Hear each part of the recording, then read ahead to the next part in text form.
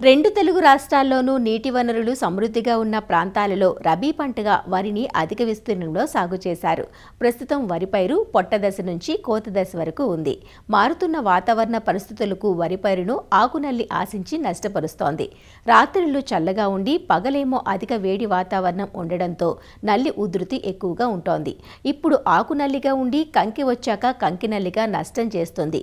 కంటికి కనిపించిన ఈ పురుగు చేసే నష్టం మాత్రం అపారం. నష్ట లక్షణాలను గుర్తించి వెంటనే నివారణ చర్యలు చేపట్టాలంటూ వివరాలు తెలియజేస్తున్నారు ఆచార్య ఎన్జీ రంగా వ్యవసాయ విశ్వవిద్యాలయం పశ్చిమ గోదావరి జిల్లా ఉండి కృషి విజ్ఞాన కేంద్రం శాస్త్రవేత్త డాక్టర్ మల్లికార్జునరావు.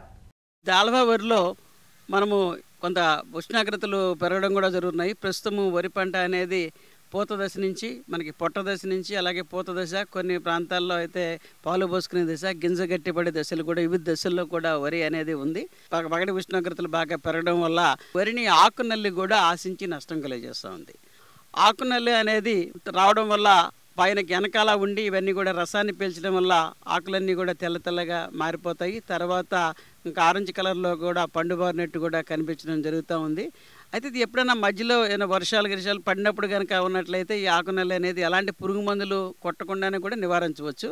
అయితే ఉధృతి బాగా ఎక్కువ ఉన్నట్లయితే మనము అప్పుడు కనుక నివారణ చర్యలు చేపట్టాల్సి ఉంటుంది. అయితే రైతాంగం దీనికోసము రకరకాల మందులు కాంబినేషన్లు కూడా దానికి పిచికారీ చేస్తున్నారు. క్లోరిఫైర్పస్ లాంటి మందులు కానీ కొన్ని మందులను కూడా చేయడం వల్ల కూడా సుడిదోమ లాంటి సమస్యలు కూడా పెరుగుతూ ఉన్నాయి. అంటే ఆకుమల్లి నివారణకి కొన్ని రకాల మందులు కొట్టడం వల్ల సుడిదోమ సమస్య కూడా మనకు వస్తుంది కాబట్టి అది కూడా చూసుకోవాలి. అంతేకాకుండా కొన్ని ప్రొఫెనోఫాస్ లాంటి మందులు కూడా మనం 50 రోజులు 60 రోజుల తర్వాత మనం సన్నగింజ రకాల్లో కూడా కొంత పిచికారీ చేయడం వల్ల కూడా సుడిదోమ కూడా ఉధృతి పెరుగుతుంది. కాబట్టి ఆకునల్లి నివారణ వరకు సాధ్యమైనంత వరకు అవసరం అయితేనే మందులు పిచికారీ చేయాలి.